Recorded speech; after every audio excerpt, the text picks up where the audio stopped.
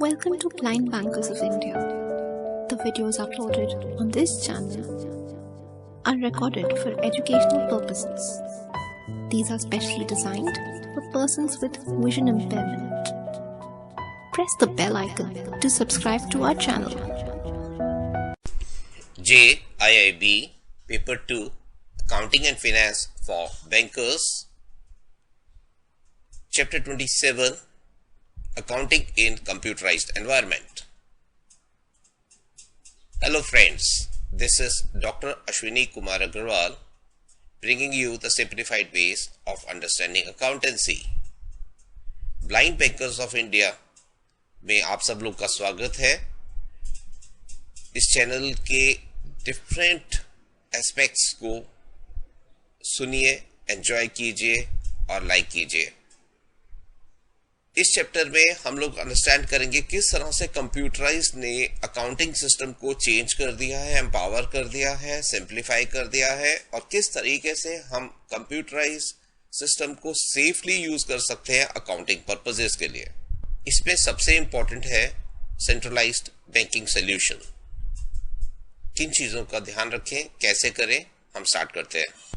Accounting में शुरू में मैनुअल सिस्टम था, उसके बाद कंप्यूटिंग मशीन्स आई जिसे ALPM बोलते हैं, ऑटोमेटेड लेजर पोस्टिंग मशीन। उसके बाद पर्सनल कंप्यूटर्स आए और उनकी क्लाउडिंग, कनेक्टिंग और बहुत ही एम्पावरिंग। और आज की डेट में अकाउंटिंग सिस्टम्स में एक पूरा रेवोल्यूशन आ गया, डेवलपमेंट हो गया। अकाउंटिंग को आज भी बुक कीपिंग कहा जाता है, लेकिन वास्तव में सारा का सारा अकाउंट्स मेंटेनेंस कंप्यूटर्स पर ही है। Computerised environment, meaning of computerised environment. Accounting system जितने फिनेंशियल ट्रांजैक्शंस उनको कैप्चर करता है, अब ये काम कंप्यूटर्स करते हैं। इन एंट्रीज को फाइनल अकाउंट्स बनाने के लिए यूज किया जाता है। अकाउंटिंग स्टैंडर्ड्स का ध्यान रखा जाता है। रिपोर्ट्स बनाई जाती हैं फाइनेंशियल अकाउंट्स के बेसिस पर, जिससे इंटरप्रेट किया जाता है। Computer is a general purpose machine which converts raw data into set structure as per pre-fed instructions। Computer की खासियत है जो भी उसमें फीड किया जाता है उस डाटा को उस सिस्टम में प्रेजेंट कर देता है, उसके स्क्रीन पर दिखाई पड़ता है उस तरह से जैसा कि प्रोग्रामिंग के अंदर उसकी डिजाइनिंग की जाती है, इंस्ट्रक्शंस दिए जाते हैं। कंप्यूटर के फिजिकल इक्विपमेंट को हार्डवेयर कहा जाता है और जो इंस्ट्रक्शंस सॉफ्टवेयर उसमें पुट फॉरवर्ड किया जाता है, जो प्रोग्रामिंग उस पर की जाती है, उसे सॉफ्टवेयर कहा जाता है। कंप्यूटर्स में कॉम्बिनेशन है, वो कैलकुलेशन कर सकते हैं, अरिथमेटिक एंड प्रेजेंटेशन कर सकते हैं जैसा इंस्ट्रक्शंस उन्हें दिया जाता है। कंप्यूटर्स में डाली गई सेट ऑफ इंस्ट्रक्शंस प्रोग्राम्स कहलाते हैं। इन प्रोग्राम्स को बनाने वाले प्रोग्रामर्स कहलाते हैं। प्रोग्रामर्स, कंप्यूटर्स के जो प्रोग्रामर्स हैं वो सेट ऑफ इंस्ट्रक्शन बना सकें, इसके लिए उन्हें लैंग्वेज का सहारा लेना पड़ता है। ये लैंग्वेजेस प्री सेट प्रोग्राम्स हैं जो ऑपरेटिंग सिस्टम से पहले जो कंप्यूटर है उस पर काम कर।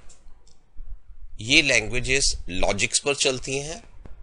अकाउंटिंग के ये प्रोग्राम्स जो सेट ऑफ लैंग्वेजेस पर बेस्ड होते हैं वो एक सेट ऑफ एनवायरनमेंट में काम करते हैं और ये एनवायरनमेंट ऑपरेटिंग सिस्टम कहलाता है। मोस्टली बैंक्स में विंडोज का यूज किया जाता है, विंडोज ऑपरेटिंग सिस्टम। कंप्यूटर्स दो तरह के, analogue computers and digital computers. Computers जो एनालॉग कंप्यूटर्स हैं they are primarily based on physical aspect. जो डिजिटल कंप्यूटर्स हैं they are based on binary system. शुरू में एनालॉग कंप्यूटर्स आए थे, बाद में डिजिटल कंप्यूटर्स का ज्यादा यूजेज रहा और इन बिटवीन जहां एनालॉग और डिजिटल का दोनों का यूज किया जाता है उन्हें हाइब्रिड कंप्यूटर्स कहा जाता है। Features of computerised accounting. Number 1, speed. Computers की सहायता से अकाउंट्स मेंटेन करने की स्पीड बढ़ गई है। एक्यूरेसी। कंप्यूटराइज्ड एनवायरनमेंट में एरर्स होने के चांसेस कम है, उसे आइडेंटिफाई करना इजी है इसलिए एक्यूरेसी में इम्प्रूवमेंट हुआ है। थर्ड, एनालाइज करना क्विकर है, फास्टर है, ईजियर है एंड मैनिपुलेशन ज़्यादा पॉसिबल है, इसलिए एनालिसिस करना बेटर हो गया है। Fourth, economical, cost of maintaining accounts drastically कम हुई है कंप्यूटर्स की सहायता से। कंप्यूटर्स की कॉस्ट भी कम हुई है एंड ह्यूमंस की कंप्यूटर्स को मैनेज करने की कैपेसिटी भी बढ़ी है, जिससे अकाउंटिंग मेंटेन करना मच इकोनॉमिकल, सस्ता हो गया है पहले। 5, कंप्यूटराइज्ड एनवायरनमेंट के अंदर मल्टीपल यूजर्स एक साथ काम कर सकते हैं with the help of local area network और वाइड एरिया नेटवर्क, LAN और WAN. Nowadays it is possible to handle several lakh accounts by several thousand branches simultaneously because of this local area network, and the same data center is being utilized by them. Next, some important terms. Data is facts, observations. These are utilized to feed the information into the computers so that the necessary statements can be prepared. Next, record. A set of data is called record, like record of sales. Data file or file. File is a compilation of related records. जितने भी records हैं, जैसे salary ए की, B की, सी की, D की, जितने भी एम्प्लॉयज हैं उन सब की सैलरी इकट्ठी एक फाइल में रिकॉर्ड में, सारे रिकॉर्ड्स को एक फाइल में रखा जाए, तो that is a file. Example is the payroll file of the salary details of a company. System एक कॉम्बिनेशन है इनपुट और आउटपुट का. सिस्टम एक वो स्ट्रक्चर है जहां combination of components and programming रहते हैं, जहां पर जो इनपुट्स आते हैं उसका एक सर्टेन डिजाइन्ड आउटपुट रहता है, जैसे कि entry of data into accounts. Data डाला जाता है और वो अकाउंट्स प्रिपेयर होके ट्रायल बैलेंस बनकर, बैलेंस शीट बनकर और प्रॉफिट एंड लॉस बनकर कंप्यूटर पे रिफ्लेक्ट हो जाती है. What is the main differences between manual and computerized accounting environment? Number one, in manual system, tracing through vouchers is feasible. In computerized environment, tracing of the activities is slightly more difficult. Second, in manual system, minor errors can be managed. In computerized environment, a simple error of 1 decimal place which is being calculating can make a major difference. So accuracy and alertness is more the need of the hour in computerized environment. Manual system में अगर कोई छोटा सा error हो जाए तो वो single entry पर होगा, इसलिए उससे बहुत बड़ा नुकसान नहीं होता और उसको ट्रेस किया जा सकता है. कंप्यूटर्स में एक single decimal place interest calculate करते समय अगर एक सिंगल डेसिमल प्लेस चेंज हो जाए तो उसका अमाउंट ऑफ इंटरेस्ट में बहुत बड़ा डिफरेंस आ जाएगा और वो एकदम पता भी नहीं कई बार लगता. तो इसलिए कंप्यूटराइज्ड एनवायरनमेंट में काम करते समय अलर्टनेस की बहुत ज्यादा जरूरत है. थर्ड, मैनुअल सिस्टम के अंदर जो रिपोर्ट्स बनाई जाती थी वो लिमिटेड रिपोर्ट्स थी, वही सबको सर्कुलेट की जाती थी, उसकी एनालिसिस करना थोड़ा चैलेंजिंग रहता था.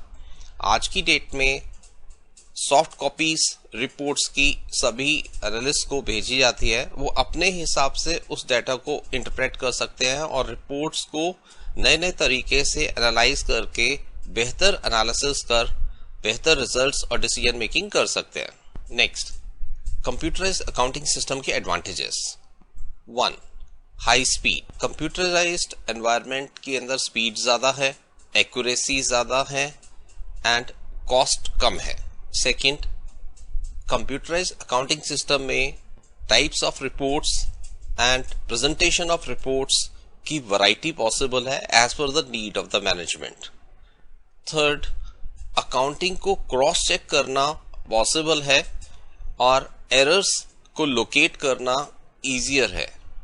फोर्थ, अगर कोई मेजर एरर हो जाए उसका मॉडिफिकेशन करने में बहुत ज़्यादा टाइम नहीं लगता, स्पीड अच्छी है और जल्दी से एरर रेक्टिफाई भी हो जाता है। 5, मल्टीपल कॉपीज अरेंज करना फीजिबल है इसके अंदर कंप्यूटराइज्ड एनवायरनमेंट में। Challenges posed by computerised environment, क्या क्या चुनौतियां हैं। 1, कंप्यूटर स्पेशलिस्ट की रिक्वायरमेंट है, कॉन्टिन्यूसली स्टाफ को ट्रेनिंग करने की जरूरत है, अपग्रेड करने की जरूरत है। Second, latest equipments, computers and software purchase करने पड़ेंगे। थर्ड, बैकअप मल्टीपल लेवल पे चाहिए। एक डाटा सेंटर चाहिए तो एक बैकअप डाटा सेंटर चाहिए, एक सेकंड बैकअप डाटा सेंटर चाहिए। अगर एक बैकअप डाटा सेंटर डिस्ट्रॉय हो जाए तो पूरा डाटा रिकवर करना मुश्किल हो जाएगा, जबकि मैनुअल सिस्टम में बुक्स में मेंटेन रहता था। बुक्स की सेफ्टी अगर कर ली तो वो सेफ रहता था, लेकिन डाटा सेंटर की कोई श्योरिटी नहीं है, कभी भी डाटा करप्ट हो सकता है। नेक्स्ट, कंप्यूटराइज्ड एनवायरनमेंट के अंदर hacking, viruses and data attacks बहुत चांसेस हैं इनके। इसके लिए प्रोटेक्शन देने का सिस्टम बहुत जरूरी है जिसके ऊपर ध्यान देने की जरूरत है। डाटा लीकेज ना हो इसको भी प्रोटेक्ट करना बहुत जरूरी है। फ्रंट प्रोग्राम्स जो मार्केट में अवेलेबल हैं, पहला tally, 2 EX accounting software, bank 2000, B at NKS, that is B@NKS-4, auditor M, NEFCOM, N for Nagpur, NEFCOM, NEFCOM accounting software for professionals, Quick FA, QUICK space FA. These are standard softwares which have available in the market. Software designers design कर देते हैं accounting needs के अनुसार organisations के लिए भी। ये software basic banking की या अकाउंटिंग की सारी एंट्रीज पास करते हैं, रिपोर्ट्स जनरेट करते हैं। फॉरेन एक्सचेंज के अंदर एक्सचेंज रेट अगर डाले हों तो डोमेस्टिक करेंसी में कन्वर्ट भी कर देते हैं जितनी भी फॉरेन एक्सचेंज ट्रांजैक्शंस होती हैं। एरिया वाइज सेल्स, इंसेंटिव्स या कॉस्ट को भी कैलकुलेट करके शो कर देते हैं। इसी तरह से inventory management and cash management में भी ये हेल्पफुल रहते हैं। सिस्टम से कभी भी trial balance and final account analysis भी करवाया जा सकता है। सिस्टम से profit area wise, region wise निकलवाया जा सकता है और पता करा जा सकता है किन रीजन्स को बेटर करना है और कौन से रीजन्स बेटर कर रहे हैं। स्टडी की जा सकती है, सक्सेस स्टोरीज को आइडेंटिफाई किया जा सकता है एंड एक बेटर डिसीजन लिया जा सकता है बिजनेस की ग्रोथ के लिए। नेक्स्ट, कंप्यूटराइजेशन इन बैंक्स। आज के सिनेरियो में बैंक्स कंप्यूटराइज्ड बैंकिंग कर रहे हैं। सॉफ्टवेयर्स साइमल्टेनियसली जितनी भी ट्रांजैक्शंस होती हैं वो रियल टाइम बेसिस पे डाटा सेंटर पे अपडेट हो जाती हैं। मॉडर्न बैंकिंग में बहुत सारे डिपार्टमेंट्स हैं, government business, treasury, foreign exchange, marketing, documentary credit, retail credit, large credit, deposits, different marketing. तो डिफरेंट अकाउंट्स जितने भी डिपार्टमेंट्स हैं उन सब की अकाउंटिंग रियल टाइम बेसिस पे मेंटेन करना होता है और जो भी बोरोअर्स हैं उनको भी रियल टाइम फिगर चाहिए होता है, कितना उन्होंने क्रेडिट लिया हुआ है, कितना रिफंड हुआ है, कितनी इंस्टॉलमेंट्स आई हैं। ये सारा प्रोसेस साइमल्टेनियसली चलता रहता है। बैंक्स में 3 मेन फंक्शंस होते हैं। Number 1 deposits, fix deposit, recurring deposit. आज की डेट में ये डिपॉजिट करने का काम कंप्यूटराइज होने के बाद एक्सटेंड किया जाता है। कस्टमर्स इंटरनेट बैंकिंग के थ्रू इवन घर से कर सकते हैं, मोबाइल बैंकिंग से कर सकते हैं। दूसरा है लेंडिंग। लेंडिंग का काम बैंक्स करते हैं, डिफरेंट बोरोअर्स को उनकी नीड्स के अनुसार बोरोइंग्स देते हैं, लेंड आउट करते हैं। इवन एफडी के अगेंस्ट ओवरड्राफ्ट बनाने का काम कस्टमर खुद ही ऑनलाइन कर सकता है। ज़्यादा से ज़्यादा चीज़ें ऑनलाइन पॉसिबल हो पा रही हैं कंप्यूटराइज्ड एनवायरनमेंट के साथ। तीसरा है रेमिटेंस या ट्रांसफ़र।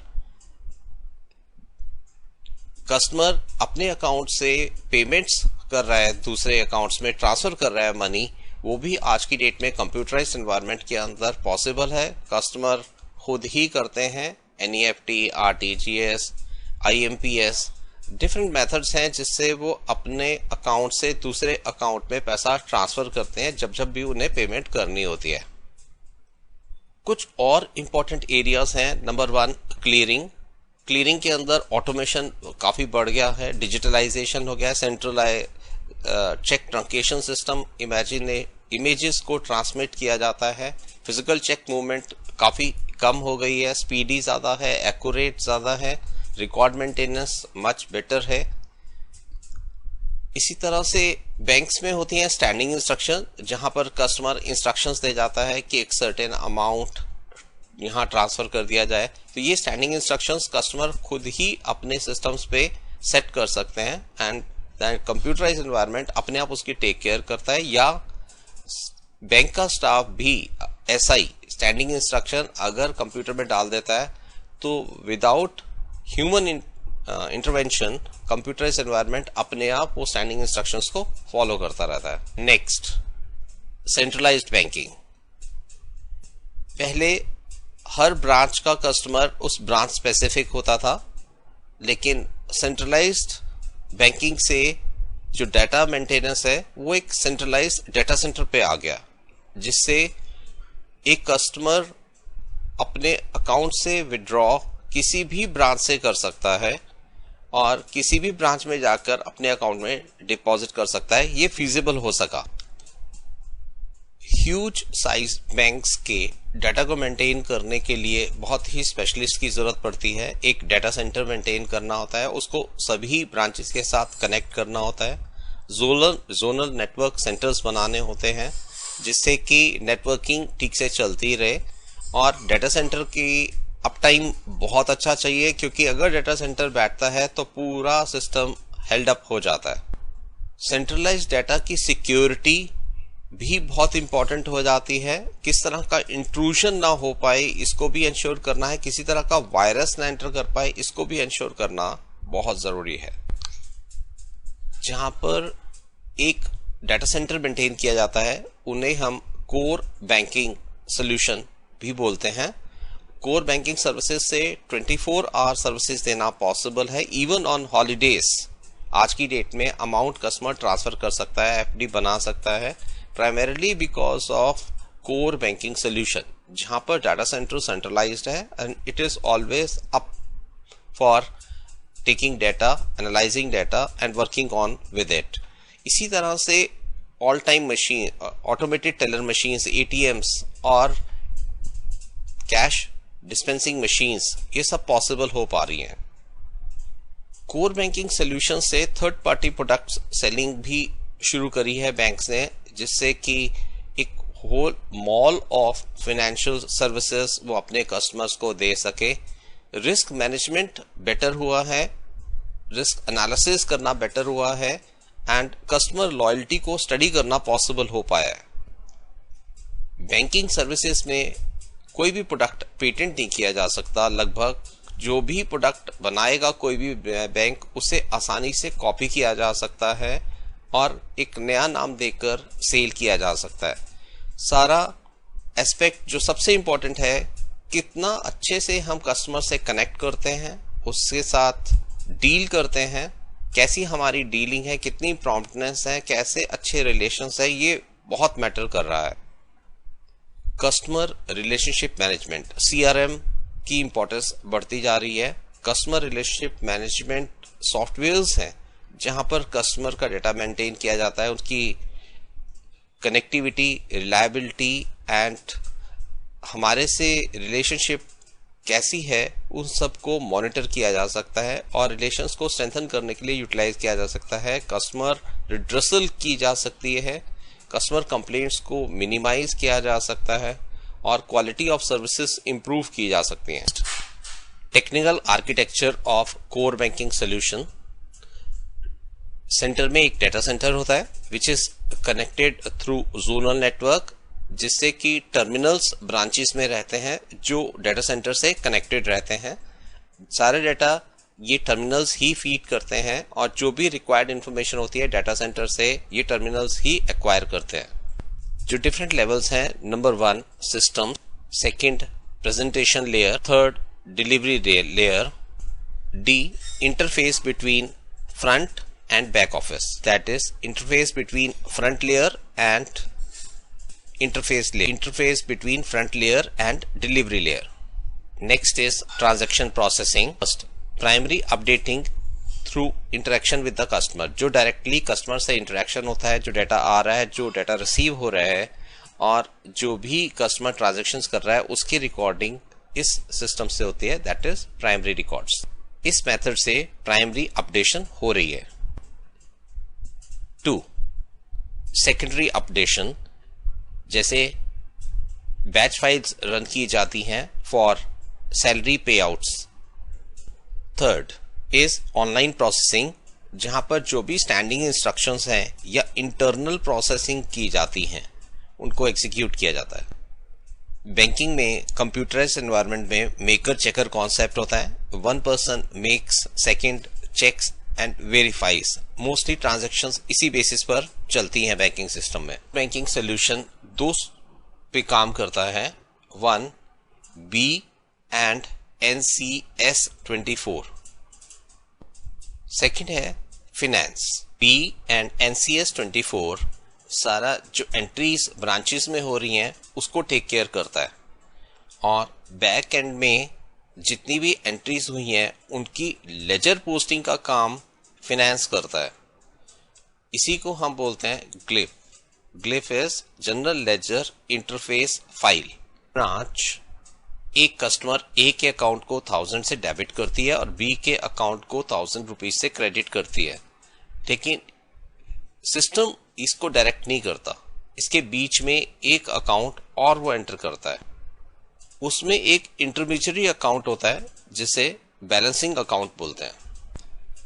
सिस्टम ए के अकाउंट को डेबिट करेगा 1000 से, बैलेंसिंग अकाउंट को क्रेडिट करेगा 1000 से, फिर बैलेंसिंग अकाउंट को डेबिट करेगा 1000 से और बी के अकाउंट को क्रेडिट करेगा 1000 से। जब बैच ट्रांजैक्शन होती है तो उसके अंदर अकाउंट ए को डेबिट किया जाता है 10,000 से और B1, B2, B3, B4, B5, B6 ऐसे B10 तक 10 अकाउंट्स में 1000 रुपीज ईच क्रेडिट किए जाते हैं। इस तरह से बैलेंसिंग अकाउंट में 10,000 डेबिट होते हैं और फिर 10,000 क्रेडिट होते हैं। नॉर्मल सर्कमस्टांसेस में बैलेंसिंग अकाउंट 0 हो जाना चाहिए, लेकिन अगर कोई एंट्री क्रेडिट करते समय फेल कर गई तो ये बैलेंसिंग अकाउंट के अंदर अमाउंट रिफ्लेक्ट होता है। इससे पता लग जाता है कि एरर है कहीं, जिससे रेक्टिफाई करना होता है मैनुअली।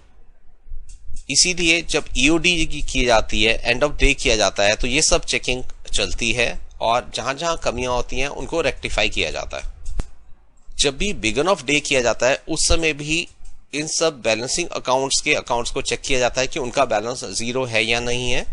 अगर वो ओके होता है तभी बिगिन ऑफ द डे किया जाता है। इसीलिए जब end of the day EOD हो जाती है उसके बाद सिर्फ इंक्वायरी के लिए सिस्टम्स अलाउ करता है, कोई भी ट्रांजैक्शंस करने के लिए अलाउ नहीं करता। जब सभी ब्रांचेस का एंड ऑफ द डे हो जाता है तो रात को 10 बजे end of the day data centre का लगाया जाता है। जब ये सारा कंप्लीट हो जाता है तो पूरे डाटा सेंटर का एक बैकअप लिया जाता है। CDC या सेंट्रलाइज्ड डाटा सेंटर का EOD करते समय सभी ब्रांचेस को कट ऑफ कर दिया जाता है, जिससे कोई भी ट्रांजैक्शन होना पॉसिबल ना हो। जब डाटा सेंटर का स्टार्ट ऑफ द डे होता है तो जितनी भी ट्रांजैक्शंस ATM की हैं और कनेक्टेड मशीन्स की हैं उन सब से डाटा को अपडेट कर दिया जाता है। उसके बाद जब डेटा सेंटर अपडेट हो जाता है, उसके बाद ही डे बिगिन अलाउ किया जाता है ब्रांचेस के अंदर। Next, information security.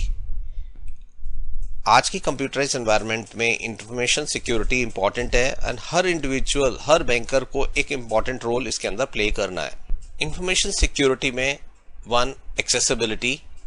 Different systems में डिफरेंट सॉफ्टवेयर्स तक एक्सेस को ध्यान से कंट्रोल करके रखना important. Second, computer operation security aspect पे ध्यान रखना है कि उसके ऑपरेशंस सिक्योर्ड हैं, कोई भी उसमें एडिशनल हार्डवेयर ना लगे।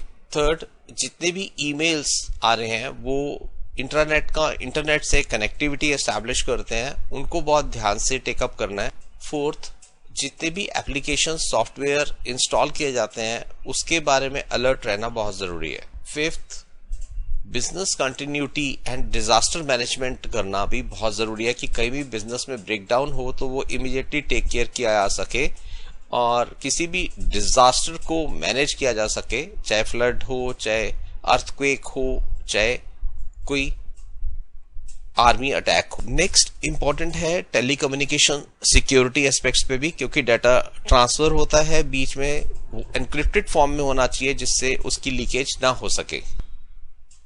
फिजिकल सिक्योरिटी इंपॉर्टेंट है, यूएसबी पोर्ट्स पे एक्सटर्नल डिस्क लगाना रिस्ट्रिक्टेड होगा, जितना भी डाटा ट्रांसमिट होगा वो एनक्रिप्टेड फॉर्म में होगा, एक सर्टेन सॉफ्टवेयर के थ्रू उसे डिक्रिप्ट किया जा सकेगा। Standardised practices for the usages of PCs, किसको एक्सेस दिया जाएगा तो कितना एक्सेस दिया जाएगा, कितना कॉल सेंटर को एक्सेस दिया जाएगा तो कितना कस्टमर सपोर्ट सिस्टम को एक्सेस दिया जाएगा, कितना कस्टमर्स को एक्सेस दिया जाएगा, वो सब चीज़ों को ध्यान रखना बहुत ज़रूरी है। सभी बैंकर्स को ध्यान रखना होगा कि वो अपने कंप्यूटर्स पे पासवर्ड डाल के रखें, अनऑथराइज्ड एक्सेस किसी को ना अलाउ करें, हार्डवेयर और सॉफ्टवेयर सिर्फ वही डालें जैसा कि बैंक ने प्रिस्क्राइब करा है और सभी सिक्योरिटी मेजर्स लिए जाएं, including antiviruses and firewalls. Modems बिल्कुल भी इंस्टॉल ना करें कंप्यूटर्स में, modulators and demodulators, and passwords strong रखें, टाइम टू टाइम चेंज करते रहें। जब भी अपनी सीट छोड़ें तो देख लें कि आप लॉग आउट कर गए हो।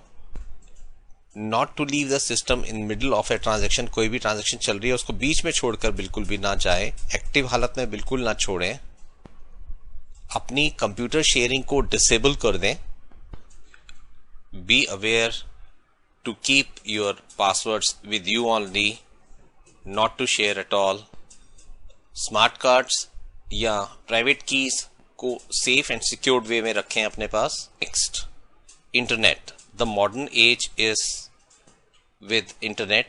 इंटरनेट के अंदर millions and millions of computers आपस में कनेक्टेड होते हैं through www, large number of web servers, and unimaginable data can be transferred from one place to another, interconnected होते हैं।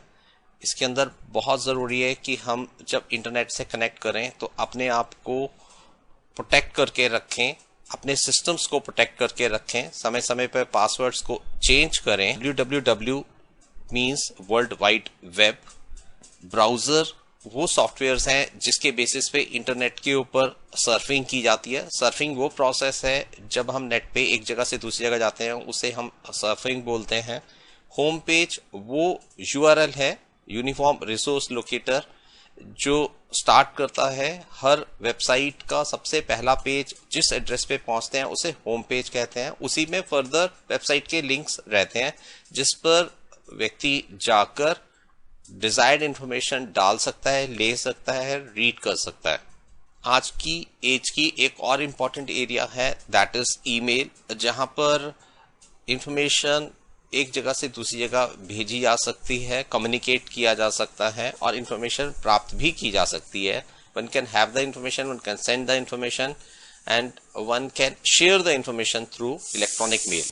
मॉडर्न एज में ई कॉमर्स एक अनदर एरिया है जिसपे काफ़ी सर्विसेज प्रोवाइड कर रहे हैं, चाहे ऑनलाइन शॉपिंग है, इंश्योरेंस है, बैंकिंग सर्विसेज हैं, सभी कमर्शियल सर्विसेज इलेक्ट्रॉनिकली प्रोवाइड की जाती हैं थ्रू ई-कॉमर्स। आज के बैंक्स के वेबसाइट्स रहती हैं, उनका होम पेज रहता है, वहीं पर वो डिफरेंट सर्विसेज प्रोवाइड करते हैं, डिफरेंट फॉर्म्स प्रोवाइड करते हैं, डिफरेंट इंफॉर्मेशन प्रोवाइड करते हैं। सो फ्रेंड्स, सम अप करते हैं। हमने इस चैप्टर में देखा कि कंप्यूटर एक ऐसी मशीन है जो इनपुट्स लेती है, आउटपुट देती है। इसके अंदर दो एस्पेक्ट्स हैं, हार्डवेयर जो उसका फिजिकल एस्पेक्ट है, सॉफ्टवेयर जो उसकी programming and set of instructions दी जाती हैं जिसके अनुसार इस डाटा की प्रोसेसिंग होती है और आउटपुट दिया जाता है। कीबोर्ड, माउस, ये सब इनपुट डिवाइसेस हैं और मॉनिटर और प्रिंटर इसके आउटपुट डिवाइसेस हैं। इसके आने से पूरे बैंकिंग सिनेरियो में बहुत बड़ा परिवर्तन आया है। कोर बैंकिंग सोल्यूशन एग्जिस्टेंस में आया है जिसमें एक डाटा सेंटर होता है। डाटा सेंटर कनेक्टेड रहता है ZNCs के साथ और टर्मिनल्स रहते हैं ब्रांचेस के अंदर जहां पर सर्विसेज प्रोवाइड की जाती हैं। इन टर्मिनल पे कस्टमर का इंटरफेस रिकॉर्ड किया जाता है और कुछ ट्रांजैक्शंस बैक एंड पे चलती रहती हैं जिनके अंदर बैच फाइल्स रन होती हैं। ये सिस्टम्स अकाउंटिंग के जो स्टैंडर्ड्स हैं और बेटर वे से मैनेज कर पा रहे हैं और कंप्यूटराइज्ड एनवायरनमेंट की वजह से स्पीड बढ़ी है, एक्यूरेसी बढ़ी है, कन्वीनियंस बढ़ी है, लेकिन रिस्क भी बढ़े हैं। इसलिए हमें जो इंफॉर्मेशन सिक्योरिटी के एस्पेक्ट्स हैं उनका ध्यान रखना है। हमें फायरवॉल, जितने भी सिक्योरिटी फीचर्स हैं वो करने हैं। अपने कंप्यूटर्स की एक्सेसिबिलिटी पे ध्यान रखना है और जितनी भी फैसिलिटीज कस्टमर्स को अवेलेबल हैं जिससे वो कस्टमर साल में 365 दिन और 24 घंटे अपनी ट्रांजैक्शंस कर सकता है, जिससे वो अपने बिजनेस के ऊपर कंसंट्रेट करे और बैंकिंग में मेजर काम वो अपने घर से ही कर सके। Move from branch banking, brick banking to click banking का कॉन्सेप्ट है। तो मॉडर्न एज के अंदर इंटरनेट का भी इम्पोर्टेंट रोल है। इसके अंदर ईमेल्स के थ्रू डाटा भेजा जा सकता है, रिसीव किया जा सकता है। इसको बहुत ही ध्यान से यूज करने की जरूरत है। www वर्ल्ड वाइड वेब या ब्राउजर्स यूज किए जाते हैं ताकि इंटरनेट पे सर्फिंग की जा सके। डिफरेंट सॉफ्टवेयर्स हैं जिस पर ये कंप्यूटर्स काम करते हैं। ऑपरेटिंग सिस्टम होता है, विंडोज का ऑपरेटिंग सिस्टम है जिसके ऊपर ज्यादातर बैंक्स अपना काम कर रहे हैं और कोर बैंकिंग सोल्यूशन से one bank, one customer, all services के कॉन्सेप्ट पे चलते हुए एक बेहतर सर्विसेज की ओर बढ़ रहे हैं। फ्रेंड्स, ब्लाइंड बैंकर्स इंडिया के वेबसाइट पर आप लोग आए, आपने ये चीज़ सुनी, बहुत बहुत धन्यवाद। अपने फीडबैक आप akagrawl99@gmail.com या blindbankersofindia@gmail.com पर दे सकते हैं। मोबाइल 9999428886। आप डॉक्टर अश्विनी कुमार अग्रवाल को सुन रहे थे और साथ रहने के लिए और हमारी वेबसाइट को लाइक करने के लिए बहुत बहुत धन्यवाद।